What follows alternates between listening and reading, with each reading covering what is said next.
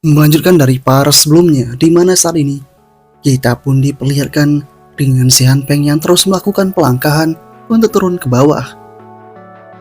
Dia juga terus diawasi oleh sosok dari si bocah kecil yang terus memberikan informasi terkait ruangan tempat dia berada.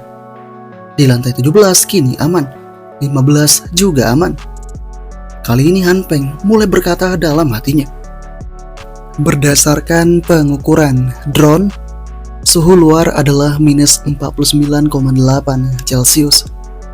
Tanpa perlindungan apapun, manusia akan membeku dalam waktu setengah jam. Situasi saudara Lee juga tidak baik dan aku harus bertindak lebih cepat. Sementara itu di tempat berbeda, anggota dari Jiang kini mulai melaporkan situasi. Ketika aku melakukan pelangkahan tadi, kau harus bisa untuk berhati-hati menuju ke atas tangga itu karena terlalu banyak bahaya. Kami diserang oleh banyak sekali mobil mainan yang membuat kami terhalang pandangan. Atas kondisi yang ada, membuat Jiang kini mengatakan, oke, saya mengerti akan hal itu dan terima kasih atas kerja keras kalian.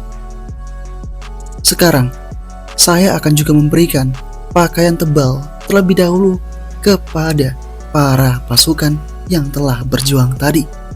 Semuanya pun berterima kasih akan hal itu, dan kini barang itu pun diberikan kepada ketiganya. Kali ini digelantang juga, Jiang menegaskan, saya selaku ketua kalian tidak akan membiarkan kalian menghadapi bahaya yang menekankan diri kalian, dan saya juga tidak pernah menganiaya mereka yang berkontribusi. Semuanya berterima kasih kembali kepada Tuan Jiang. Setelah itu, Hyuna mulai mengatakan kepada si Jiang, saudara Jiang, bolehkah saya sekarang bergabung? Tapi sayangnya Jiang terus menolaknya. Jiang kini juga mulai mengatakan, pertama, kami tidak dapat memastikan apakah ini dilakukan oleh teman Anda. Kedua, jika Paman Liu tidak melihat sendiri seseorang mengangkut perbekalan, aku tidak akan percaya denganmu. Saat ini juga, Jiang mengajak para pasukannya untuk pergi ke gedung itu untuk melihat secara langsung. Semuanya mengerti akan hal itu dan bersiap untuk berangkat, termasuk Hyuna. Hyuna juga akan diberikan sebuah alat untuk digunakan sebagai senjata. Kali ini Jiang juga mengatakan kepada Hyuna, terlepas dari apakah informasimu benar ataupun salah, atau apakah tujuan Anda sebenarnya, dalam tindakan berikutnya, aku berharap kau dapat menunjukkan harga yang pantas yang bisa kau lakukan untuk tim ini. Hyuna mengerti akan hal itu dan siap untuk melakukan yang terbaik. Kemudian, alat itu pun diberikan kepada si Hyuna. Hyuna mulai menggenggam alat itu dengan penuh kepercayaan diri. Tidak lama setelah itu, Jiang mulai mengatakan kepada para pasukannya, setiap orang adalah sumber daya penting bagi tim kami. Pastikan untuk memperhatikan keselamatan saat mendaki. Yah, singkatnya, mereka mulai melakukan pendakian. Kini, mereka perlahan-lahan menaiki lantai untuk bisa menuju ke tempatnya Hanpeng. Ketika mereka tengah melangkah seperti itu tanpa diduga, mereka bertemu dengan seseorang yang tergeletak di sana. Mereka semua menyadari jika ini merupakan si Lee. Lee yang sempat menolak tawaran dari Jiang untuk bergabung. Kali ini, Jiang memberikan sebuah minuman kepada Lee sehingga Lee lantas langsung terbangun seketika. Lee yang terbangun kini lantas cukup terkejut karena air yang diberikan cukup panas. Lee menyaksikan anggota itu berjumlah sangat banyak sekali. Dan ketika Lee tahu jika sumber daya air tadi diberikan oleh para pasukan Jiang, dia pun meludahi itu begitu saja. Ketika ini sedang terjadi, anggota mengatakan, Lee, jaga sikapmu itu. Tuan Jiang telah mencoba menyelamatkanmu dan kau bahkan tidak mengucapkan terima kasih. Lee pun mengatakan, kau tahu apa? Jika kau ingin mengucapkan terima kasih kepada seseorang, ucapkanlah terima kasih kepada mereka yang barangnya kalian curi. Jangan berpura-pura menjadi pahlawan. Si anggota tadi pun kini sangat murka dan mencoba untuk menghajar Lee. namun dihentikan oleh Tuan Jiang.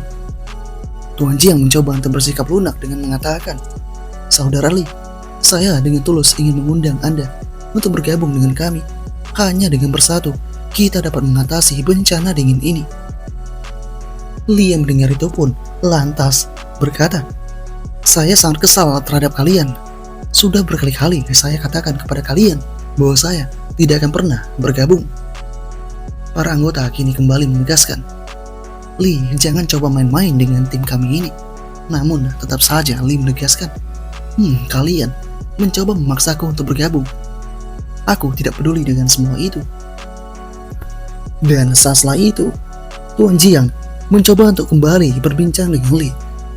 Dia memegang pundak Li sambil berkata, "Saudara Li, apakah Anda punya kesalahpahaman tentang kami? Kami hanya ingin Anda menyumbangkan sedikit kekuatan sehingga kelompok rentan dapat punya sedikit lebih banyak harapan untuk bertahan hidup." Ketika mendengar hal ini, Li kembali berkata, "Jiang, jangan pikir aku tidak tahu apa yang sedang kau lakukan itu. Kau ini hanya memberi orang-orang tua itu makanan setiap 3 hari sekali. Apa bedanya itu dengan membiarkan mereka mati? Dan saat ini aku tidak punya ayah ataupun ibu. Jadi aku jelas tidak akan percaya dengan omong kosongmu." Dan ketika ini sedang terjadi, tanpa diduga, di atas tempat itu sudah ada sosoknya Han Peng yang kini mulai menatap. Han Peng kemudian berkata dalam hatinya, "Hanya sekali setiap 3 hari. Itu artinya Jiang Zuoyu tidak benar-benar ingin mengurus mereka ini.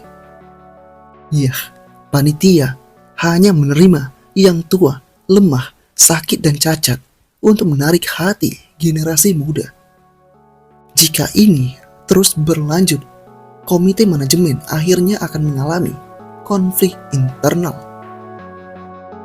Besar kemudian, sosok dari anggota kembali menegaskan kepada Li, "Li, janganlah tidak tahu berterima kasih, dasar bocah. Katakan saja pada kami, apakah kau akan bergabung atau tidak? Jika tidak ingin bergabung, jangan halangi jalan kami."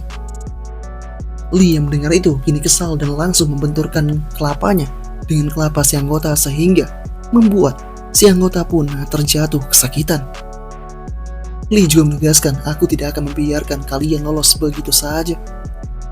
Semua pasukan Jiang pun kini mulai bersiap untuk menangani si Li ini.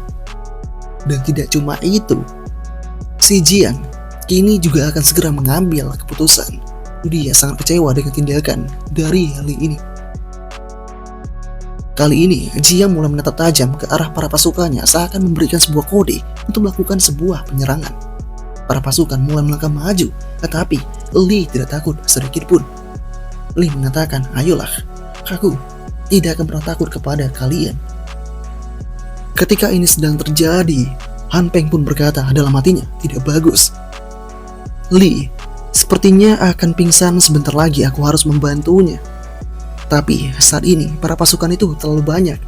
Apa yang bisa saya lakukan jika saya pergi membantu?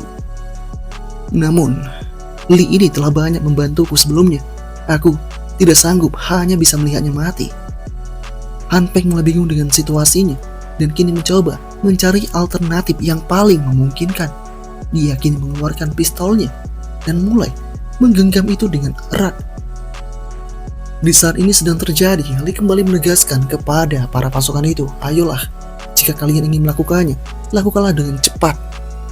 Yah, tapi saat kemudian Li menyadari akan suatu hal yang berasal dari arah atas. Dan apakah yang akan terjadi? Selanjutnya part ke-10 berakhir sampai di sini.